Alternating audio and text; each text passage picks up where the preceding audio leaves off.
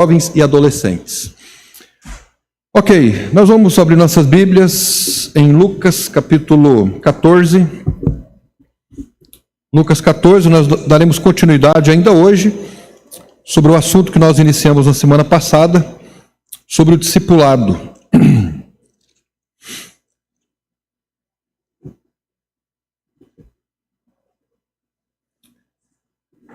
Lucas 14, nós vamos ver apenas alguns versículos.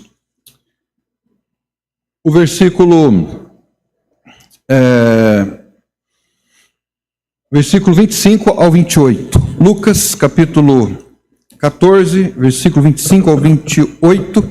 Gostaria também de agradecer aos irmãos que estão acompanhando pela internet, que já escreveram seus nomes lá, dizendo que estão participando conosco. Agradecemos pela vida de todos eles.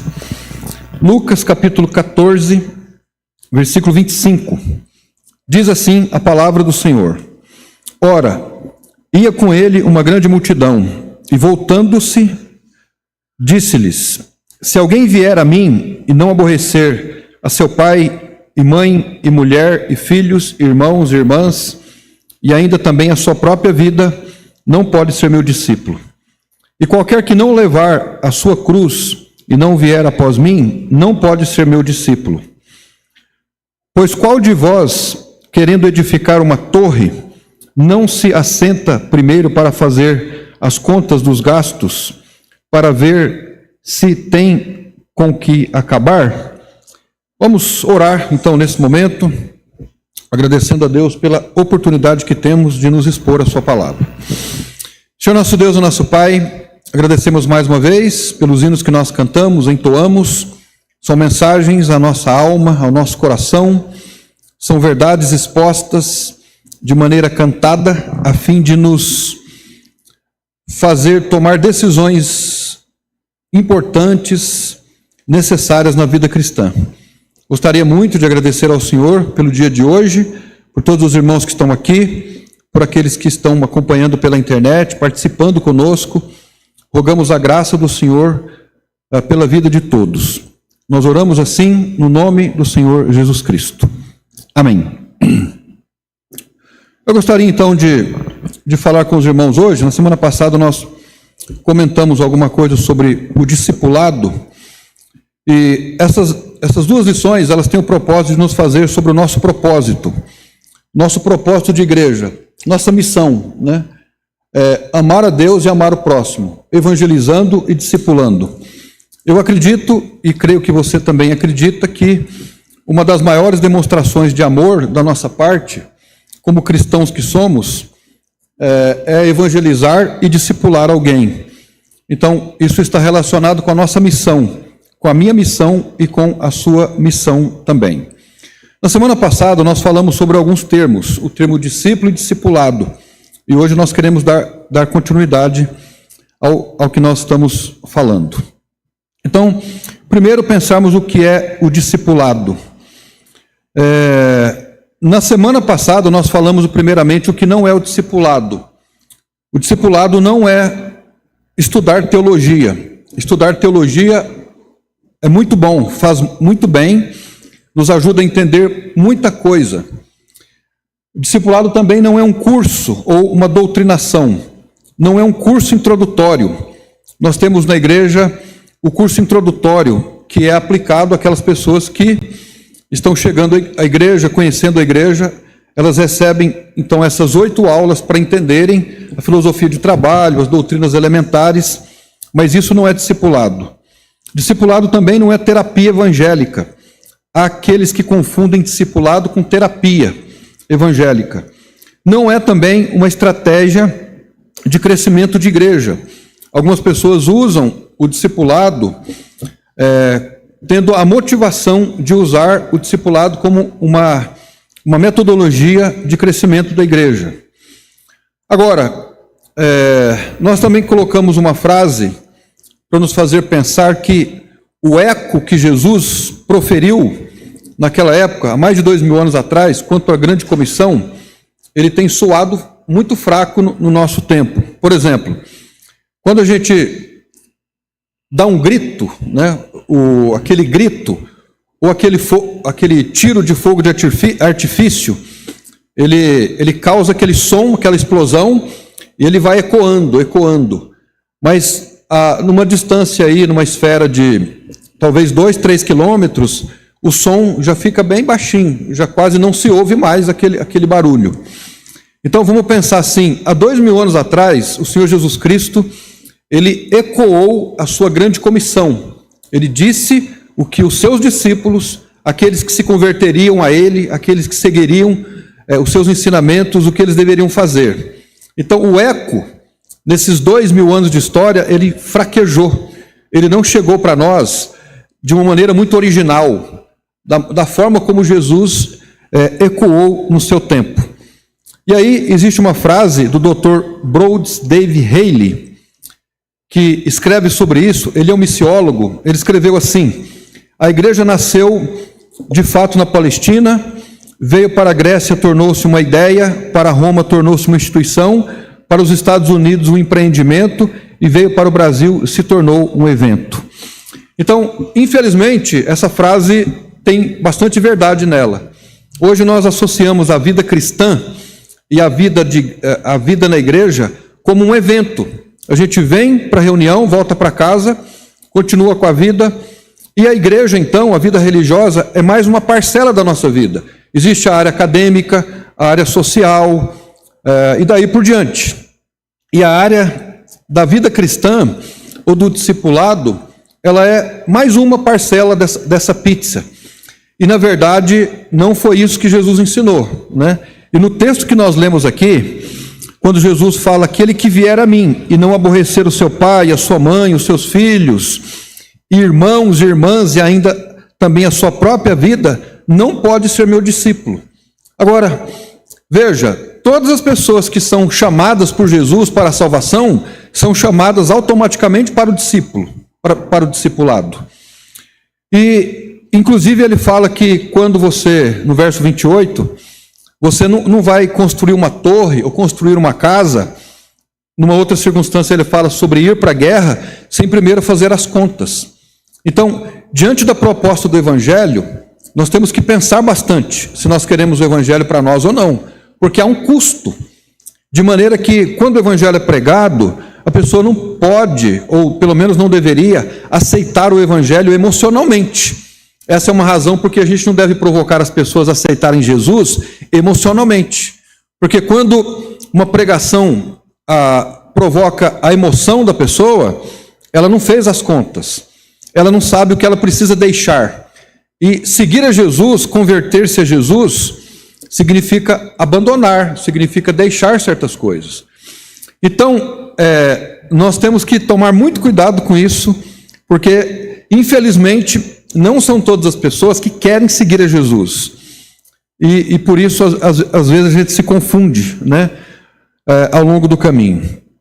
Quando a gente aceita Jesus, a questão não é sobre mim, não é sobre o que eu vou ganhar, mas a vida cristã, o assunto é sobre Jesus e o que eu vou perder, né?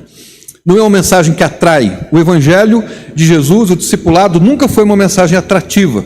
No entanto, ela se tornou diminuída e, infelizmente, tem sido explorada no sentido político, no sentido econômico. É por isso que hoje existem igrejas muito grandes, mega igrejas, que se tornam grandes negócios, e há muita gente envolvida enganando a muitos. E por isso que hoje o sistema religioso brasileiro, inclusive, tem sido criticado, né? Aí existe essa migração dos desigrejados que estão decepcionados, não estão decepcionados necessariamente com Jesus Cristo e nem com a igreja, mas estão decepcionadas com o sistema religioso. E nós temos que distinguir uma coisa da outra. Uma coisa é o sistema religioso vigente no nosso país, outra coisa é a igreja do Senhor Jesus Cristo. Lembrando que quando eu me escandalizo com o sistema religioso e me afasto daquele que é o propósito de Deus, eu também estou escandalizando alguém e eu estou simplesmente usando alguém para justificar a minha omissão em fazer aquilo que eu devo fazer. Então, A gente tem que pensar bastante sobre isso. Carlos. Igual o senhor comentando, hoje tem muitas pessoas que mudam de religião, que estão na religião A, que é a oficial do Brasil, e mudam para a religião B, aí se tornando, entre aspas, os evangélicos, mas fazendo da religião um chaveirinho de, entre aspas, tá? Da prosperidade. No caso, falando que eu vou tornar evangélico e eu vou me tornar rico, eu vou me tornar uma pessoa bem-sucedida. Então, as pessoas que creram em Cristo Jesus como seu único centro salvador e estão no meio do meio evangélico, veem esses escândalos que acontecem com dirigentes das igrejas se corrompendo, aí acha que todo mundo é assim, e aí cria-se o desigrejados, né? Distorcendo então o evangelho de Cristo. Infelizmente, né? Nós estamos vivendo uma época muito interessante nesse sentido, e a minha questão como membro da igreja e como pastor da igreja é essa: como nós vamos lidar com o mundo de hoje, cumprindo a missão de Jesus como igreja? Qual seria o meio de nós sobrevivermos aos tempos que a gente está vivendo hoje? Você tem uma resposta? Porque a igreja tem sido atacada, vivemos pensa num temporal, naquele tsunami, naquele vendaval que vai levando tudo, vai arrancando tudo que vê pela frente. É isso que nós estamos vivendo hoje no sentido religioso. Agora, como é que nós vamos sobreviver a tudo isso? Como é que nós vamos passar por esse temporal e sairmos como sobreviventes? Alguém tem uma resposta? Porque nós estamos vivendo um momento de apostasia religiosa, de abandono às verdades fundamentais para a sustentação da família, para a sustentação da sociedade em geral. Nós estamos no meio disso, né? Às vezes a gente não percebe, porque pode ser que estejamos distraídos com uma coisa ou outra, mas nós estamos no meio de um furacão ideológico, teológico, estamos vivendo isso. Há uma negrura no sentido espiritual sobre o mundo todo. É um momento de apostasia muito marcante. Agora, como é que nós vamos sobreviver a isso? Você já parou para pensar? Quando você está diante de um temporal, você procura um lugar seguro, não é? Para poder se abrigar, para não sofrer as consequências daquela tempestade. Então, como é que, como igreja, nós devemos fazer? Eu não vejo outra solução, eu não vejo outro caminho, a não ser cumprirmos aquilo que o Senhor Jesus mandou que fizéssemos, discipulado, de nós nos fortalecermos mutuamente e ainda cumprirmos a missão e ajudarmos as outras pessoas que querem. Nós temos que discipular, o discipulado não é uma coisa difícil de fazermos, e também discipulado não significa necessariamente doutrinar alguém, ensinar teologia para alguém, mas existem várias maneiras de nós fazermos isso. E entre elas, o nosso envolvimento, o nosso engajamento com a igreja do Senhor Jesus Cristo, usando os dons que Deus nos deu. Quando nós lemos Mateus 28, 18 a 20, onde Jesus coloca lá a sua grande comissão, aquela grande comissão é para quem? É uma pergunta que eu faço. Mateus 28, 18 a 20. E chegando-se Jesus, falou-lhe dizendo: é-me dado todo o poder no céu e na terra. Portanto, ide, fazei discípulos de todas as nações, ensinando-os a guardar todas as coisas que eu vos tenho mandado, e eis que estou convosco todos os dias até a consumação dos séculos. Essa ordem de Jesus, essa grande comissão, foi dada para quem? Ela diz respeito a quem? Essa ordem foi dada só para os discípulos de Jesus? Só para os apóstolos? Sim ou não? Não. Ela foi dada para quem? Ela foi dada a todo aquele que recebe o evangelho. Já tem, então, essa tarefa. Então, a ordem foi dada para todos nós. E, irmãos, não tem como nós fugirmos. A gente pode não concordar, pode não gostar, mas não tem como nós fugirmos. O Senhor espera de nós um engajamento crescente com a missão dele. Como é que a gente define discipulado? Como é que a gente define discipulado? Quem consegue definir discipulado?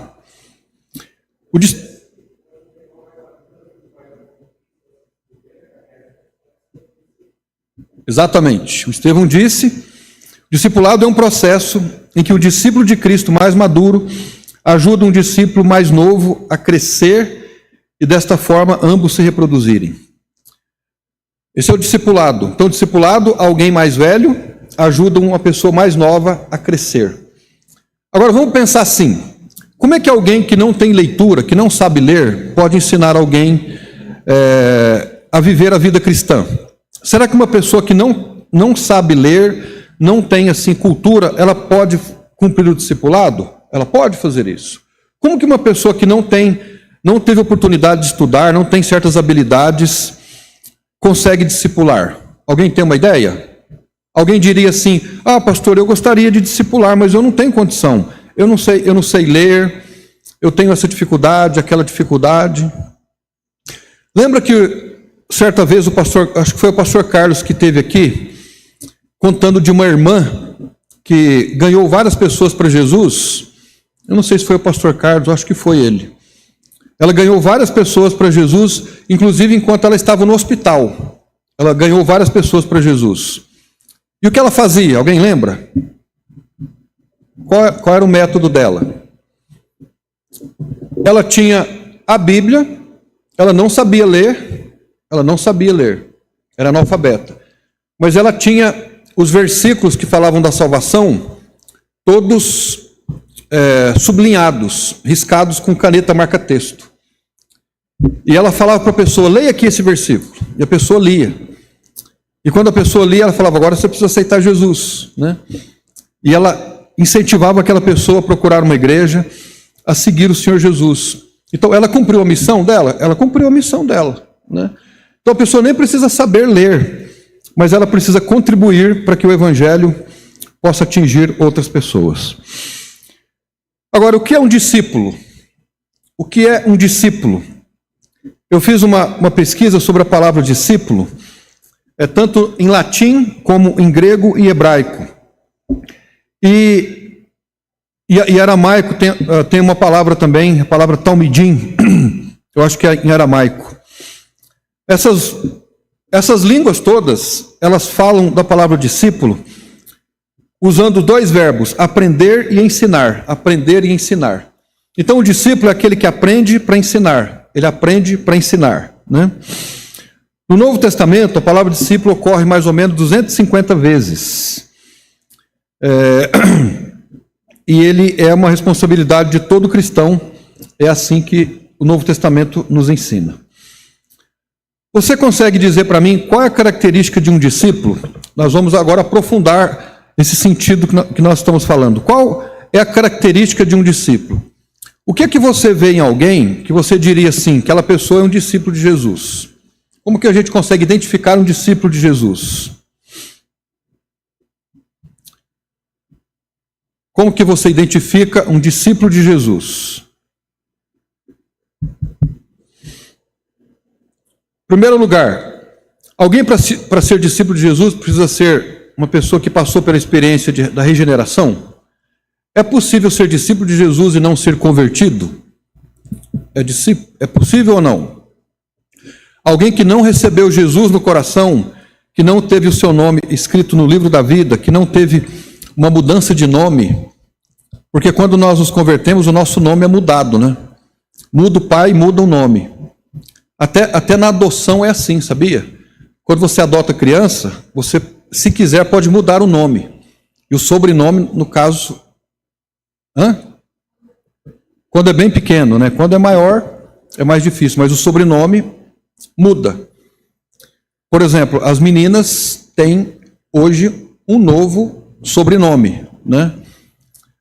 Elas não têm o nome antigo que tinham, porque hoje elas têm outro pai e outra mãe. Quando nós nos convertemos, o nosso nome também é mudado. Muda o nome. É interessante isso. Então, quando nós nos convertemos ao Senhor, nós nos tornamos filhos de Deus por adoção e o nosso nome é mudado. Então, cada um de nós hoje tem um nome diferente. Qual é o seu nome, Soélio, lá no céu? O senhor não sabe, né? Nenhum de nós sabe. Qual é? Como? Ninguém sabe, mas nós temos um nome diferente lá no céu. Em segundo lugar, a pessoa ela precisa crer na doutrina de Cristo. Uma pessoa não pode dizer eu sou um discípulo, mas ela não crê na doutrina de Cristo. Em terceiro lugar, ela renuncia tudo, como nós lemos aqui no texto, irmão, pai, mãe. Em quarto lugar, ela está disposta a sacrificar-se por Cristo, de acordo com Lucas 14, 26. Em quinto lugar, e talvez essa seja muito interessante, uma das marcas registradas do discípulo é estar interessado no aumento de discípulos. Então, essa é uma característica interessante. O discípulo de Jesus, ele está interessado em que se aumente o número de discípulos de Jesus. Essa é uma característica também do discípulo. A palavra discípulo, ela tem a mesma raiz da palavra disciplina. Isso para nós é instrutivo, porque aquele que quer ser um discípulo de Jesus, requer-se dele uma vida disciplinada. Ele está disposto a renunciar por causa do Evangelho. Aliás, a própria vida cristã é uma vida de disciplina. A vida cristã, eu pergunto aos irmãos, é uma vida de disciplina? A vida cristã é uma vida de disciplina.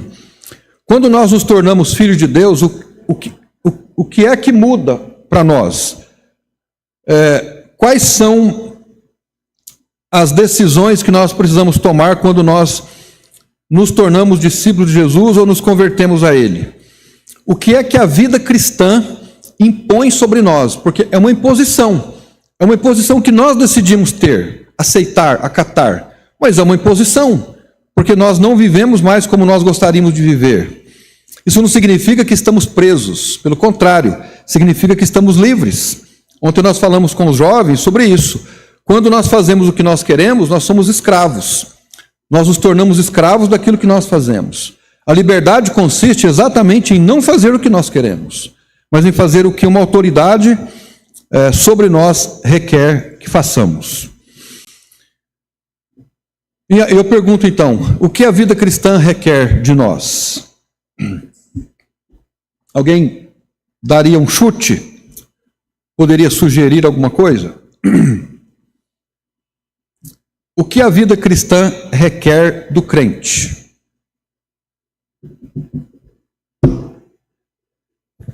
Eu não vou falar sacrifício mais, e não vou também falar fardo, mas requer seguir os seus princípios, depois da regeneração, ou Sim, não? Depois da regeneração. Porque veja, nós falamos assim, quando nós nos convertemos, eu vivo a vida cristã. Obediência. Em termos... E o que é obediência? O que é obediência? A obediência é quando eu faço alguma coisa com a qual eu não concordo, mas eu preciso fazer, porque uma autoridade está sobre mim e mesmo não concordando, eu devo fazer. Por exemplo, a Bíblia manda que eu devo perdoar aquelas pessoas que me ofendem. Eu posso não concordar, eu posso não gostar, mas se eu não obedeço, então eu vou ter problema, né? É diferente de sabedoria. Sabedoria é quando eu faço alguma coisa com a qual eu concordo, porque eu sei que vai fazer bem para mim, isso é sabedoria. Obediência e sabedoria são coisas diferentes. A obediência é fazer alguma coisa com a qual eu não concordo, eu não quero fazer, mas eu faço. Mas essa obediência, pegando aí para o lado, no caso de Mateus 11, 28, talvez estou misturando, mas essa obediência é um fardo pesado? Não, né? Ou é? Não, não é. Mas exige renúncia de nós. Mas não pode dizer que é um fardo. Porque esse é um ponto truncado da vida cristã. Qual é a única prática da vida que pode trazer alegria para o crente?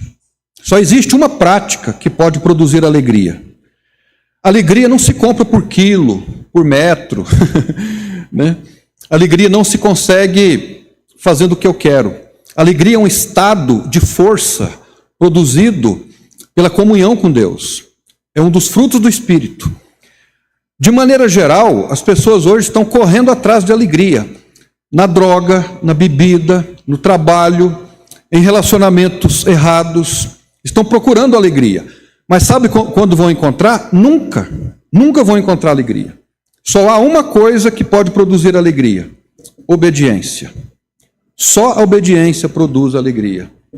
Você já viu uma pessoa obediente ser triste? De forma alguma. De forma alguma. A pessoa obediente, ela sempre tem um canto novo na boca, ela sempre tem uma palavra de alegria, de contentamento. A obediência produz alegria. Mas o que mais a vida cristã requer de nós? Fé, né? Fé. Aliás, tudo que nós fazemos por fé. Mas em termos mais práticos, o que a vida cristã requer de nós?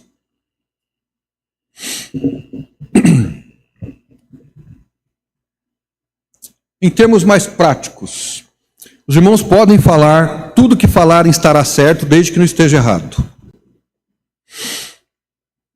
Vamos pensar, por exemplo, os irmãos hoje de manhã estão aqui. Há um grupo de irmãos pela internet participando conosco. Eu nem digo assistindo, porque eles estão participando. Você hoje não poderia estar em casa, deitado eternamente em berço esplêndido, ali tranquilo? Mas por que os irmãos estão aqui? Por que nós estamos aqui reunidos, congregando, ouvindo, participando? Exatamente, porque há uma ordem sobre nós, uma ordem que não é da igreja, uma ordem que não é de nenhuma liderança, há uma ordem sobre nós de que nós precisamos congregar. E nós congregamos para quê? Para nos fortalecer e também fortalecermos os outros. Quando nós estamos presentes aqui na igreja, deixa eu fazer uma pergunta. Quantos se sentem animados, por exemplo, quando vem a dona Vilma aqui? Quantos se sentem animados? Quando vem lá o Soélio. Muitas pessoas que estão dizendo que o Soélio, depois da conversão, do engajamento, agora é outra pessoa, né? Alegre. Eu tenho ouvido isso dos irmãos. Graças a Deus. Graças a Deus. Mas a gente não se sente animado? Então, quando nós estamos presentes, nós causamos no outro um estímulo. Nós somos seres humanos, nós dependemos de Deus, nós precisamos de Deus, mas também precisamos de pessoas. Deus nos fez assim. Hoje, por exemplo, quando eu vi o Júnior e a Ana, me senti animado. Por quê? Porque eles estão fazendo certo, estão procurando fazer aquilo que é agradável ao Senhor. Dona Cristina. Eu também, hoje de manhã, até pensei de mandar um áudio para ele. Mas eu falei, não, a Gisele já deve ter feito isso. Aí, a hora que eu chego aqui, que eu bati o olho nos dois, foi uma alegria muito grande para mim. Exatamente. Ver o Tyler aqui com eles. Exatamente. Então, está vendo o motivo porque o Senhor mandou que congregássemos? Não é para a gente fazer bonito para ninguém, mas é para nós nos animarmos, nos estimularmos. E eu sei que tem irmãos aqui que sacrificam o máximo possível para estarem aqui. E isso glorifica ao Senhor, traz honra para Ele, porque Ele é honrado. Nós somos beneficiados em tudo isso. Ok? Então, isso requer de nós alguma coisa. Há uma disciplina nisso. Precisa ser disciplinado, tem que levantar cedo, fazer o café cedo, às vezes não dá nem tempo de tomar café, né? Para priorizar aquilo que é importante. O que mais nós fazemos nesse sentido? O fato é que exige de nós alguma coisa. Nós temos que fazer as contas. Por isso que o CBB, o curso bíblico básico, ele tem exatamente essa proposta. Ele vai levando a pessoa a pensar que se ela quiser aceitar Jesus, receber Jesus, lá no capítulo 16, primeiro foi feito um alicerce, ela sabe o que ela está fazendo. Não é uma coisa emocional, né? Ela já fez as contas. Eu preciso me tornar cristão, eu quero que as pessoas saibam que eu me tornei um cristão, mas a partir do momento que eu digo, eu sou um cristão, eu sou um discípulo de Jesus, então eu preciso ser um discípulo de Jesus, eu preciso ser um cristão. Alguma Pastor, pergunta, irmãos? Um exemplo, tem gente que vem lá de São Paulo para congregar com a gente. Tudo bem que é segundo as intenções, né, mas... Então, olha aí. Ele vem para cá para ser discipulado, né? Porque a dona Regina bota eles no canto lá, né, dona Regina? O que é um discípulo, então? Existe um termo técnico que diz muito bem sobre isso, né? É um seguidor integral de Jesus Cristo. É um seguidor integral do Senhor Jesus Cristo. Deixa eu fazer uma pergunta aqui. É possível ser salvo e não ser um seguidor do Senhor Jesus Cristo? É possível ser um salvo, uma pessoa regenerada, que teve o nome escrito no livro da vida, e não ser um discípulo de Cristo? Eu vou fazer a pergunta de outra forma. É possível ter a Cristo como Salvador e não como Senhor? É possível ter a Cristo como Salvador e não como Senhor? O que você acha? Pensa aí um pouquinho.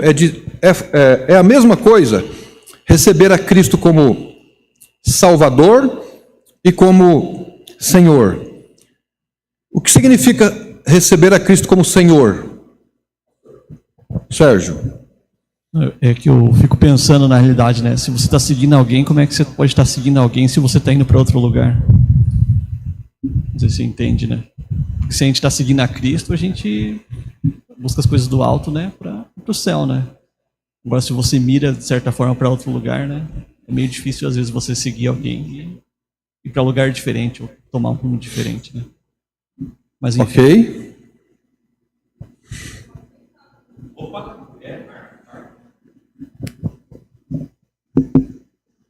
A gente pode até tentar, como o filho pródigo fez, né? Foi para longe do pai, mas vai tomar cabeçada. Então, eu quero provocar nos irmãos esse assunto, né? Porque pode ser que nisto consista uma das nossas dificuldades para sabermos o que é o discipulado hoje. Deixa eu fazer uma pergunta. O termo discípulo é um termo bíblico? Está na Bíblia o termo discípulo? Sim. Está. É um termo bíblico. Nós encontramos esse termo, esse vocábulo, essa palavra, principalmente nos evangelhos. Discípulos. Discípulo não é a mesma coisa que apóstolo. O que é um discípulo? Um discípulo é um aprendiz. Um discípulo é um aluno. É alguém que está aprendendo e aprendendo para ensinar. O que é um apóstolo? Um apóstolo foi alguém enviado. A palavra apóstolo significa enviado. E eu faço um raciocínio agora. Todo discípulo pode ser um apóstolo? Não. Jesus chamou quantos apóstolos? 12. Então nem todo discípulo pode ser um apóstolo. Agora, os apóstolos poderiam ser discípulos? Sim. E na verdade foram. Agora, a palavra cristão é uma palavra bíblica? Sim ou não? Já que ficou assustado. A palavra cristão, desculpa, é uma palavra bíblica? O que vocês acham? No termo de hoje está muito, como é que fala, deturbado.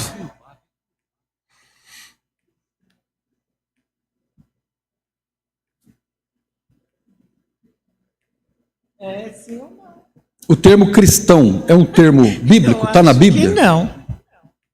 É sim ou não? Ou é ou não é?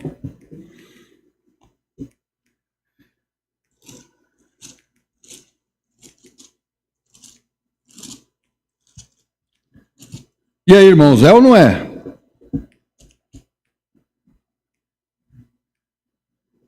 O que você acha, Miguel? Vamos abrir nossas Bíblias em Atos, capítulo 11.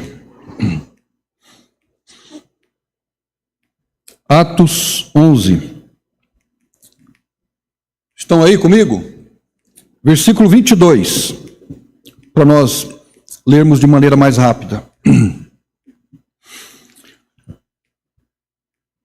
Atos 11, 22. E chegou a fama dessas coisas aos ouvidos da igreja que estava em Jerusalém. e enviaram Barnabé a Antioquia, o qual, quando chegou e viu a graça de Deus, se alegrou e exortou a todos a que permanecessem no Senhor com propósito de coração. Olha que interessante. Ele exortou a que ficassem firmes, permanecessem com propósito de coração, porque era um homem de bem e cheio do Espírito Santo e de fé, e muita gente se uniu ao Senhor. E partiu Barnabé para Tarso, a buscar Saulo, e achando-o, conduziu para Antioquia. Ou seja, Barnabé foi até Antioquia, viu que os irmãos estavam se unindo por conta de propósito de coração. A igreja de Antioquia estava crescendo, porque os irmãos propuseram no coração servir ao Senhor. E sucedeu que todo ano se reuniram naquela igreja e ensinaram muita gente. E em Antioquia foram os o quê? Os discípulos, pela primeira vez chamados cristãos. Então a palavra cristão é uma palavra bíblica? Sim.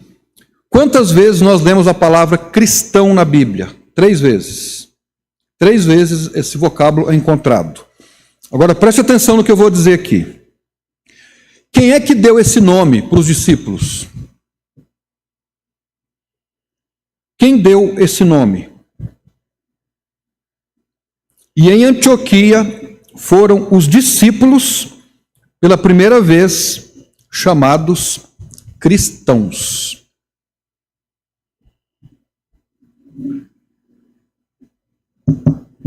Eu vou dar uma dica. Nós somos batistas. Quem é que nos deu esse nome de batistas? Quem nos denominou batistas? A Igreja Católica, que nos deu esse apelido. Quem é que deu o nome aos discípulos aqui em Antioquia de cristãos? Os cidadãos de Antioquia. Os incrédulos. Os incrédulos denominaram os cristãos, os discípulos de cristãos. Agora preste atenção nesse detalhe aqui. A maioria dos estudiosos da Bíblia, ou pelo menos aqueles que são de linha mais conservadoras, eles acreditam que esse cristãos aqui, ele foi dado pelos cidadãos de Antioquia com um propósito pejorativo. Era uma forma de escarnecer dos discípulos. Mais ou menos assim, vocês agora estão se achando como se fossem cristos, né? Pequenos, de pequena estatura. Era uma forma de escarnecer. Os irmãos estão entendendo? Então, existem estudiosos que entendem isso. Eu não estou dizendo que eu concordo, porque isso não está muito bem definido na minha cabeça ainda. Que essa transição de discípulo para cristão enfraqueceu a missão que os discípulos deveriam cumprir. Não sei se os irmãos estão entendendo. A transição do nome de discípulos para cristão enfraqueceu. Porque o que é um discípulo? O que é um discípulo? Um discípulo é um seguidor integral de Cristo. E o que é um cristão? Então vamos pensar na palavra cristão hoje, nos nossos dias. Você já conhece alguém que falou para você assim: eu sou um cristão. Você conhece alguém assim? Mas a pessoa não frequenta a igreja, ela tem uma vida torta, ela tem uma vida errada, ela fala assim: eu só fui na igreja quando eu fui batizado, mas eu sou um cristão. Nos dias de hoje, podemos usar a palavra crente? Eu não sei que palavra a gente tem que usar. Eu não sei nem se é possível usar uma palavra só para dar nome àquilo que nós somos hoje, né?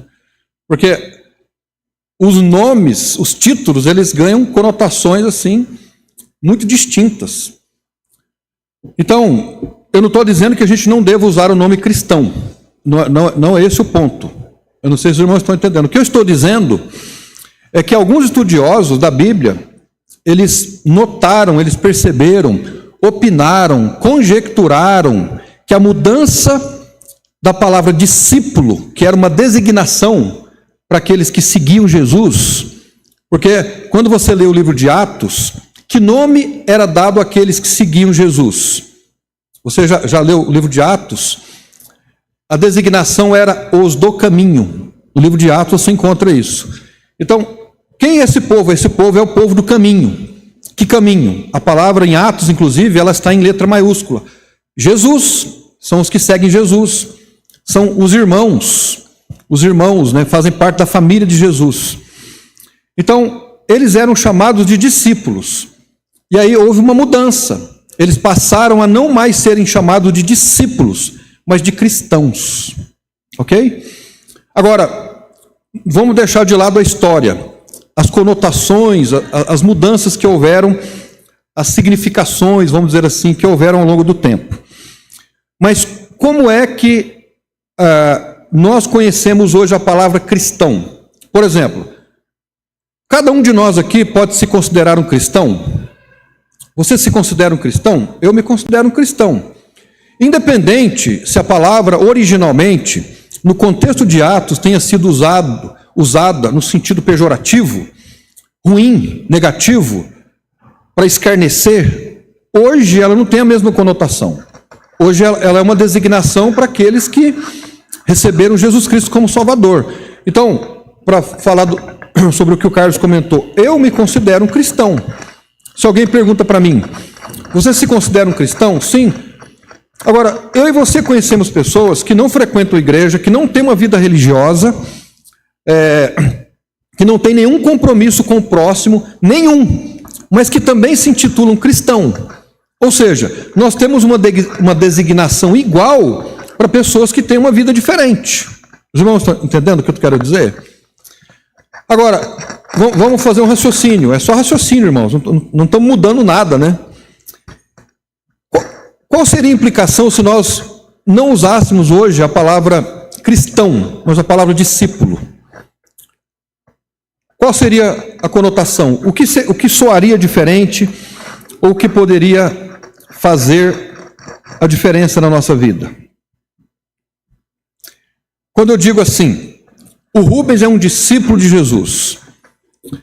A palavra discípulo, ao ser pronunciada, ela carrega no seu bojo uma definição. Ela define o que a pessoa faz. É diferente de dizer que é um cristão. Os irmãos estão entendendo? Sim ou não? Se eu falo que o Rubens é um discípulo, o que os irmãos entendem? Como? Um seguidor integral de Jesus. Um seguidor de Jesus. Os irmãos estão entendendo a questão? Se eu falo assim, o Rubens é um cristão, vai ter o mesmo entendimento? Não. Mas se eu falo que é um discípulo, a carga, a identificação é diferente. Agora, de novo, eu não estou dizendo que está errado sermos chamados de cristão. O que eu estou dizendo, e na verdade eu estou mais pensando alto com os irmãos e pedindo a sua colaboração para eu definir isso também na minha cabeça. Existe uma teologia hoje, pode-se dizer que é uma teologia nova, que diz assim, presta atenção, estou falando de teologia no sentido cristão, não, nada de heresia. Nós somos salvos pela graça ou pelo senhorio de Cristo? Pela graça. Pela graça. Mas essa é uma questão truncada. Como é que a gente define graça? Como? É um favor imerecido. Mas, então, eu digo assim, eu recebi Jesus como meu Salvador pela graça. E agora, já que é pela graça, eu não preciso me envolver com nada, não tenho compromisso com nada. É assim. Como que uma pessoa é salva? Por sujeitar-se ao senhorio de Cristo. Essa é a teologia que existe hoje. Existe uma teologia sendo trabalhada, discutida hoje, conjecturando que a salvação não é pela graça, mas é pelo senhorio de Cristo. Ou seja, a pessoa se sujeita a Cristo para ser salva. Os irmãos estão entendendo? Agora, eu acredito no que a Bíblia fala sobre a salvação. A salvação é pela graça e não pelo senhorio de Cristo. Isso está relacionado com o que nós falamos agora há pouco. É possível nós recebermos a Cristo como Salvador e não como Senhor? Os irmãos estão entendendo? Então, as questões todas, irmãos, estão diretamente ligadas sobre como nós enxergamos essas coisas. Hoje em dia, uma pessoa, ela diz assim: eu sou um cristão, mas ela não tem compromisso com nada. É possível alguém dizer que é um cristão e não ter compromisso com nada? Com o próximo? Com a evangelização? Não, não é possível. Mas aí entra aquela questão, o resultado, como é que fala a palavra, seu Hélio? Lá em Tiago, lá, no caso, a demonstração das obras. Exatamente, exatamente. Não que as obras salvam, repetindo de novo. Exatamente. Então, tudo isso nos leva, então, a quê? Qual que seria o nosso propósito com tudo isso? É que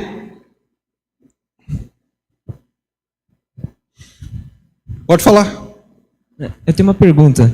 Pois não. Alguns falam que a palavra cristão significa pequeno Cristo.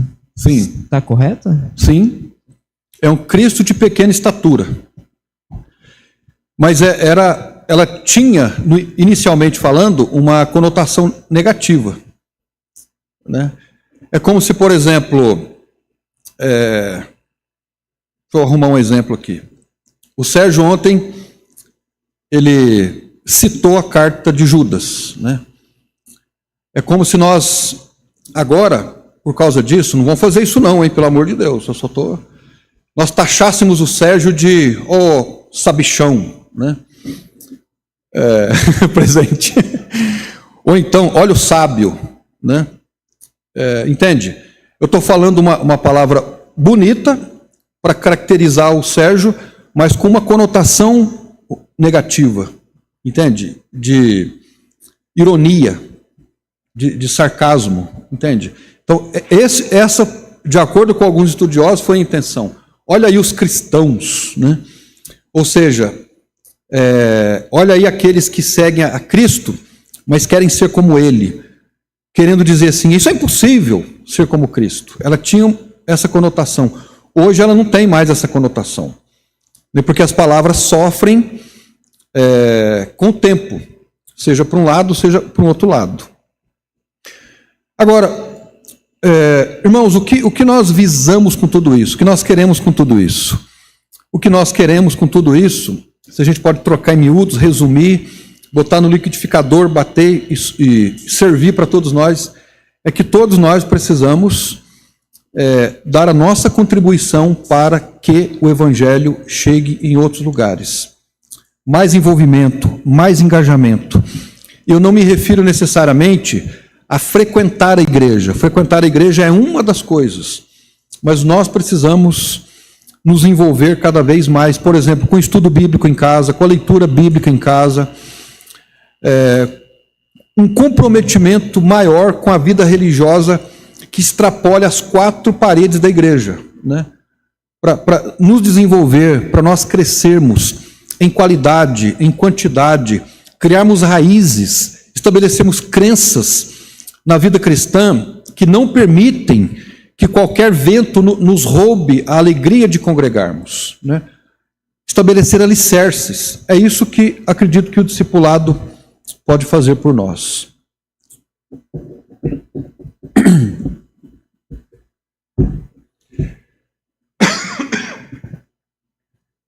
Quando você perguntou a diferença, ficou uma coisa na minha cabeça que processando aqui, né? A palavra cristão, ela nos dá a posição, ela é um adjetivo, né? Como eu dizer, minhas filhas são lindas. Eu estou dando um adjetivo. Eu não tenho como pegar aquele adjetivo e fazer um movimento, transformar ele num verbo. Eu não posso dizer eu lindo, tu lindas, ele linda. Eu não posso colocar esse adjetivo em movimento. Como a palavra cristão é um adjetivo, eu não tenho como colocar eu cristão, tu cristãos, não tem como. Mas com a palavra discípulo, sim, o discípulo é um substantivo que ele, quando você coloca ele em movimento, ele vai para o verbo discipular, né? O verbo discipular. Então, eu discipulo, tu discipulas, ele discipula. Então, a palavra cristão, ele é estático, ele nos coloca numa posição, como filhos. Mas o discípulo, ele é movimento, ele nos coloca numa definição de movimento, de servir, de discipular, de movimento mesmo, né? Então, por isso que, muito provavelmente, essa definição, porque tudo que é definição, tudo que é conceito, faz com que a gente pratique aquilo. Então, essa definição de cristão nos deixou estáticos, porque é o que é. Agora, quando nós nos classificamos como discipulados, isso vai exigir movimento. Então, o conceito certo gera a prática certa. Então, o que a gente precisa é mudar o nosso conceito. Como cristãos, nós somos primeiramente discípulos. Devemos estar em movimento. Ok. Eu estava agora há pouco ali, o Thales tem vindo na reunião de jovens, falei com a mãe dele, o pai dele, para perguntar se ele podia vir para a EBD. E agora eu perguntei para ele assim, você aceitaria fazer um estudo bíblico, ter um encontro com alguém, com um homem, em algum lugar para aprender sobre Jesus? Aí ele falou, o meu pai está me ensinando, né? O Tiago, o pai dele, pessoa joia, mas eu não sei se ele é um convertido ainda também, né? E eles são pessoas tementes, a dona Mercedes, a dona Marli, né? Mas eu não posso dizer que o Tiago hoje esteja preparado, embora é responsabilidade do pai, né, conduzir o seu filho. Mas veja bem, ele está aqui, ele tem vindo. Como que nós aplicaríamos o discipulado? Um homem da igreja poderia dizer assim, eu gostaria de discipular o Thales.